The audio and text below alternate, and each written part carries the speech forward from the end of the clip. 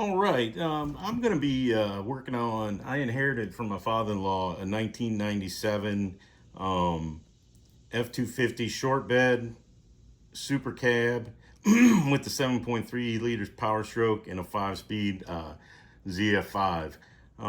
It's been sitting for a while and I plan to do some work on it, get her up running again and driving. And one of the things that I've purchased for it is this Dorman OE Solution oil cooler kit.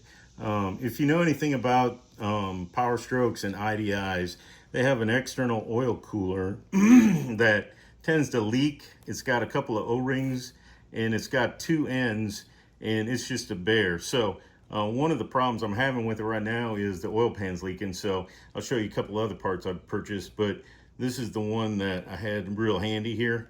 And like I said, this is a Dorman OE Solutions oil cooler kit, and it's number 904225. So let me put it down and I'll open it up so you can see what comes in the kit. All right, so I panned out a little bit just so you can see what comes in the kit, but it comes with the O-rings for around the ends of the oil cooler, and then it's got the gaskets for the end pieces that I thought I was getting with it, but they're not here, so I must have purchased the wrong one. But anyways, this is what it comes with: those gaskets and a brand new, and this thing is not light, a brand new oil cooler. So when I eventually get to working on it, I will show you all me putting it together. But that's a brand new oil cooler. The oil flows through the center. I don't know if that's supposed to be loose like that, but what do I know?